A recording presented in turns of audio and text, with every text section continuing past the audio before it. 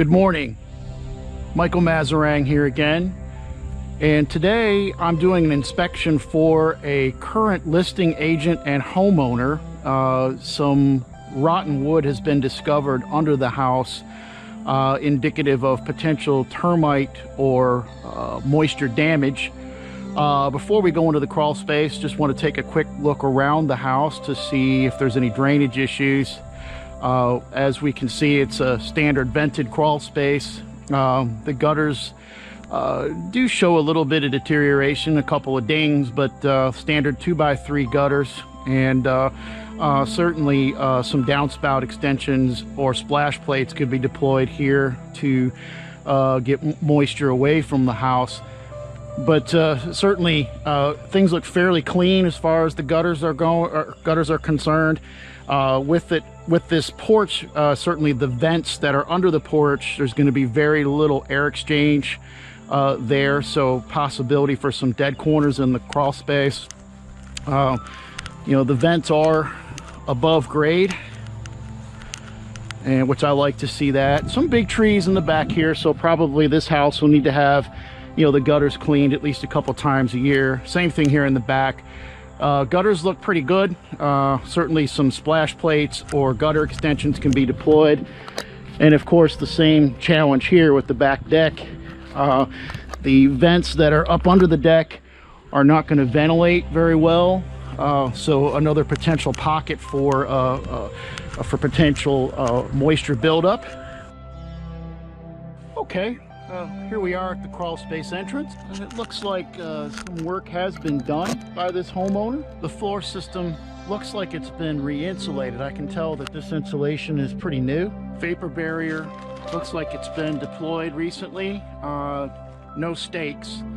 However, the vapor barrier does look pretty good to me. Unfortunately, they chose to not clean the microbial development that's on the floor system. As you can see here, this is where the old insulation bordered on the bottom of the floor system, and beneath it is where you have microbial material that's accumulated over time.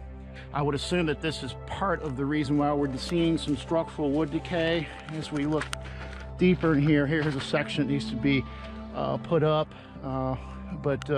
Again, you know, more material here on the rim joist, quite a bit of it. I'll poke around here and see if we have any rot here on the front wall. But this material, you can see, when you can see the root system from the microbial material, we could certainly have it tested to see what it is, get a licensed hygienist out here to see exactly what this microbial material would be. But certainly an industrial mold cleaning service should have been performed on this home. It just takes an extra couple hours to put stakes down on these seams. You know, there should be a 12-inch overlap on the vapor barrier. You know, this installation for the vapor barrier, I would say, is passable, but certainly not what I would want to do as far as the protocols that we write. Here in the back, you can see here,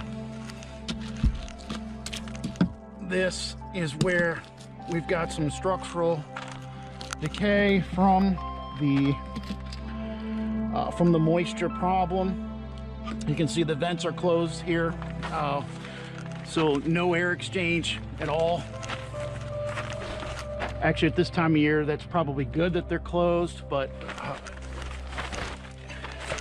there are certain times of the year you can open up the vents, or certainly this crawl space would be a good candidate for a closed system, or a closed moisture control system, or controlled ventilation program to help mitigate the moisture problem on a long-term basis. Yeah, you can see where this rim joist is shot. Now, when we do rim joist repairs, the way the state likes to see this done, North Carolina Building Code requires a full sister from the length. From basically, you have to apply shoring, and you cut out the damaged rim joist, and you replace this member from bearing to bearing, which you see here at this flush girder. The flush girder, a little bit of deterioration on the bottom, but intact. So it's certainly legal to marry up to this member with another equal member, and then either cut the ledger and put a clip angle, or this could be nailed in underneath the current ledger board. I prefer to use Simpson L clip angles to make a right angle here, and it makes it much stronger when you do the sister. Seeing more of this is the old insulation that was pulled, the new insulation deployed. Again, a heavy concentration of microbial material. It really, if you're going to do a job like this, it's better to clean the material so that when you sister the new lumber up to the old lumber, you're not cross-contaminating with the material, with the, you know, so I mean, this is certainly all right. Certainly not what I would do as far as one of our job protocols, but no question this additional 30 feet of rim joist repair needs to be done. And here we're getting into, looks like a contractor has done some of the work already, and it looks, this looks fine to me. As we move towards the right rear, we can see where someone has sistered all these floor joists back to bearing to bearing. And this is a brand new flush girder. So yeah, you can see where they installed the new ledger board. Would have liked to have seen a few more nails here, but you know, it's certainly passable and meets code requirement. The piers are shimmed properly. So obviously a history of moisture problems on this home. So I'm leaning towards recommending to the seller here to deploy a dehumidifier. Go ahead and close these vents off and do a closed system, you know, to clean up this vapor barrier. There's some trash that needs to be picked up here.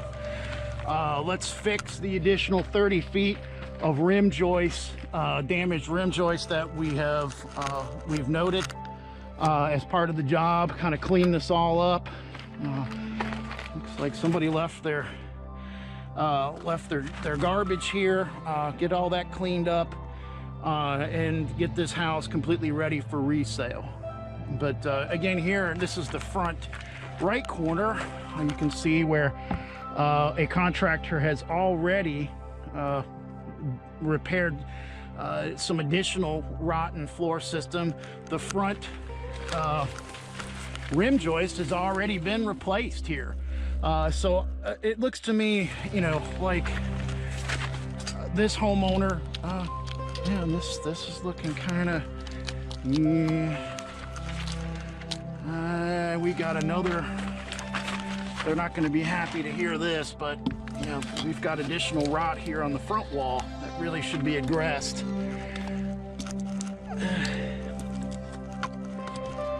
Yeah, it's too bad that if they could have just gotten this moisture problem under control, they would have avoided. This is probably $30,000 worth of work that has been done to fix this substructure, when a simple dehumidifier and a vapor barrier installation would have been beneficial to keep that from happening, keeping the vents closed and so forth to control this environment. So unfortunately, you can see here some termite tubes. Looks like we've had termite infestation at some point. Yeah.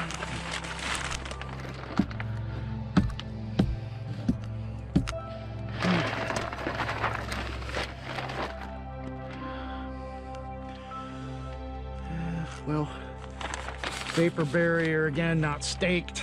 You know, kind of a very basic install. Okay, well, you know, you can kind of, you're getting the idea. This is what happens with moisture and termite damage when you allow a crawl space to stay humid in the summer months and not get control of the crawl space moisture.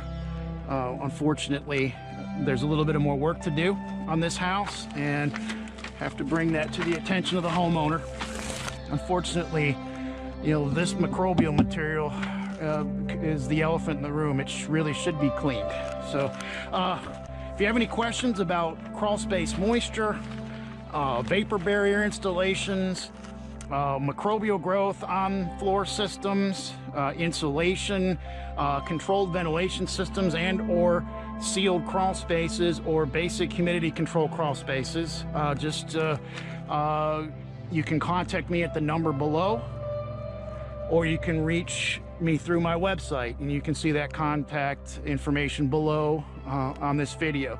I appreciate you going in here today with me and seeing what we look for in crawl space inspections, and to see what a structural wood repair would entail on a North Carolina house. Hope you have a pleasant day, and we'll see you next time. Thank you very much for joining us. Take care.